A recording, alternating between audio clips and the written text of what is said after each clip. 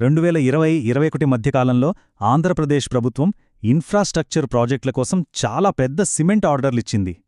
కాని ఇక్కడ ఆశ్చర్యకరమైన విషయమేంటంటే అందులో మెజారిటీ ఆర్డర్లన్నీ కేవలం ఒకే ఒక కంపెనీకి వెళ్లాయి.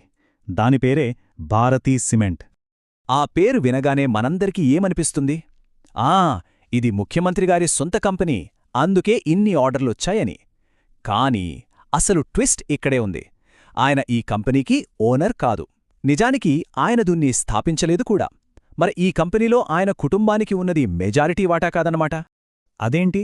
చీఫ్ మినిస్టర్ కుటుంబానికి మైనారిటీ వాటా మాత్రమే ఉంటే మరి అసలు కంట్రోల్ ఎవరి చేతిలో ఉంది? అసలు యజమానెవరు? ఎవరు స్థాపించారు దీన్ని? గమనించండి, మనకు పైన కనిపించే కథ ఎప్పుడూ అస్సల కథ కాదు. అసలైన స్ట్రాటజీ అది చాలా లోతుగా ఉంటుంది. కానీ అసలు గేమ్ ఇంకా మొదలు కాలేదు.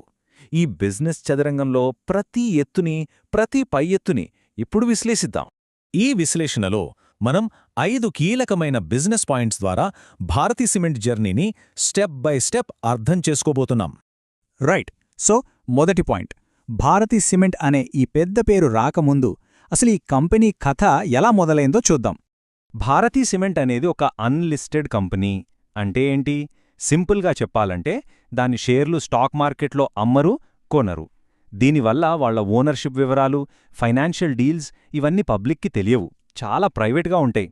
ఇది స్ట్రాటజిక్గా వాళ్ల మూవ్స్ని సీక్రెట్గా ఉంచడానికి చాలా చాలా ఇంపార్టెంట్ అన్నమాట.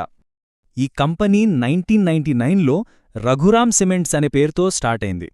అప్పట్లో వైఎస్ రాజశేఖర్ రెడ్డి గారు ముఖ్యమంత్రిగా ఉన్న టైంలోనే ఈ కంపెనీ బ్యాక్గ్రౌండ్ అంతా రెడీ అయింది. కానీ విచిత్రమేంటంటే దాని ఫౌండర్స్ ఎవరో ఇప్పటికీ పబ్లిక్గా తెలీదు. ఒక మిస్టీరీలాగే ఉండిపోయింది. ఇక్కడే అసలు కథ మొదలయింది. ఈ అజ్ఞాత మూలం నుంచే ఒక పెద్ద సామ్రాజ్యానికి పునాది పడింది. ఓకే, ఇక రెండో పాయింట్.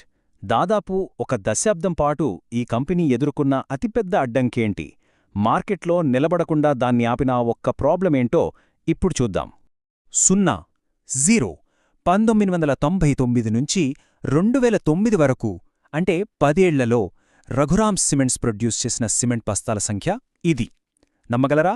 10 ఏళ్లలో ఒక్కటంటే ఒక సిమెంట్ బస్తా కూడా తయారు కాలేదు. ఎందుకు అంటే సిమెంట్ ప్రొడక్షన్కి కావాల్సిన మెయిన్ రా మెటీరియల్ లైమ్స్టోన్, దాని మైనింగ్ కోసం ఎన్విరాన్మెంటల్ క్లియరెన్స్ రాలేదు. అంతే, ఆ ఒక్క పర్మిషన్ లేకపోవడం వల్ల కంపెనీ ఆపరేషన్స్ 10 ఏళ్లపాటు పూర్తిగా ఆగిపోయాయి.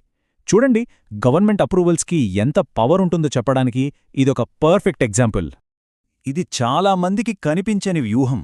ఎందుకంటే ఈ డెడ్లాక్ని బ్రేక్ చేయడానికి ఒక నార్మల్ ఆపరేషనల్ ప్లాన్ సరిపోదు. దానికి ఒక ఎక్స్ట్రార్డినరీ స్ట్రాటజీ కావాలి. ఇక మూడవ పాయింట్, ఆ స్ట్రాటజీ ఏంటి?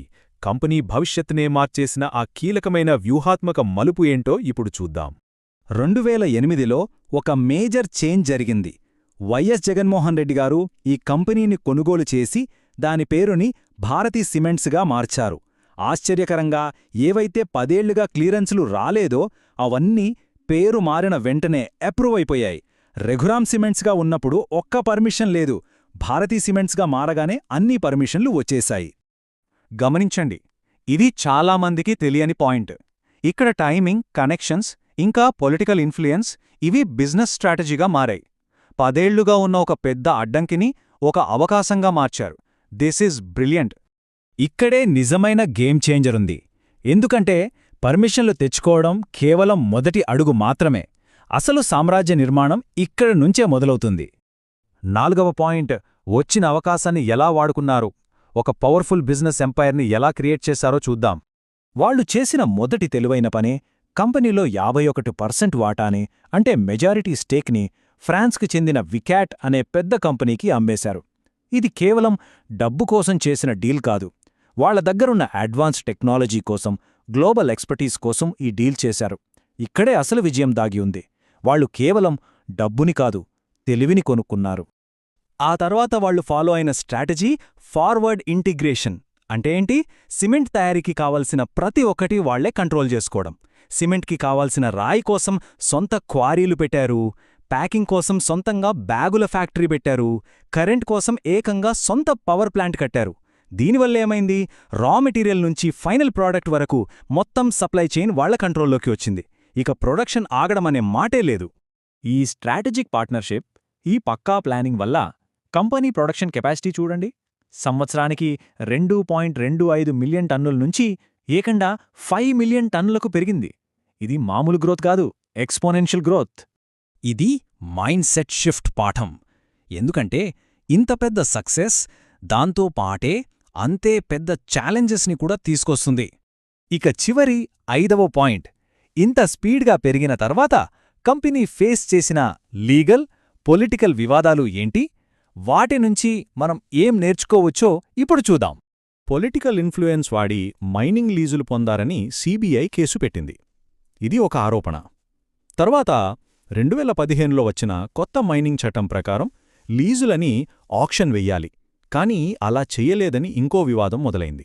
అలానే లిక్కర్ స్కామ్లో కూడా కంపెనీ డైరెక్టర్కి లింక్స్ ఉన్నాయని ఆరోపణలొచ్చాయి. ఇవన్నీ ప్రస్తుతం ఆరోపణల దశలోనే ఉన్నాయి, ఇంకా ఏదీ నిరూపించబడలేదు. కానీ ఒక వ్యాపారానికి ఇవి చాలా పెద్ద రిస్క్ అన్నమాట. సో ఇది మైండ్ సెట్ శిక్షణ మాత్రమే కాదు, ఇదొక ప్యూర్ బిజినెస్ పాఠం. పొలిటికల్ కనెక్షన్స్ అనేవి 2 అంచుల కత్తిలాంటివి. అవి ఎంత హెల్ప్ చేస్తాయో అంతే డ్యామేజ్ కూడా చెయ్యగలవు. ఆ కనెక్షన్స్ వల్ల వచ్చే ప్రెషర్ని తట్టుకొని నిలబడడంలోనే అసలైన స్ట్రాటజీ ఉంటుంది. ఇక అసలు విజయం ఎవరిది ఇక్కడే తేలుతుంది. సరే, ఈ మొత్తం కథ నుంచి అంటే ఎంటర్ప్రెన్యూర్స్గా మనం నేర్చుకోవాల్సిన 3 key lessons. 1, timing and strategic rebranding యొక్క పవర్. చూడండి, 10 ఏళ్లుగా మూలన పడ్డ కంపెనీ కరెక్ట్ టైంలో కరెక్ట్ పేరుతో ఎలా సక్సెస్ అయిందో. 2, ఈక్విటీని కేవలం డబ్బు కోసమే అమ్మొద్దు, టెక్నాలజీ, నాలెడ్జ్ కోసం కూడా అమ్మొచ్చు. ఇది కంపెనీ కెపాసిటీని డబుల్ చేసింది. 3, హై లెవెల్ కనెక్షన్స్తో పాటు వచ్చే రిస్క్లను మేనేజ్ చేసే ధైర్యం ఉండాలి.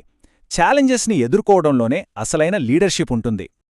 ఈ కథ మనకొక పాఠం మాత్రమే కాదు, మన మైండ్ సెట్ని మార్చే ఒక మార్గదర్శక శకం. ఇలాంటి మరిన్ని బిజినెస్ యానిమే కేస్ స్టడీస్ కోసం సబ్స్క్రైబ్ చేయండి. నెక్స్ట్ ఏ కంపెనీ స్టోరీ కావాలో కింద కామెంట్స్లో చెప్పండి.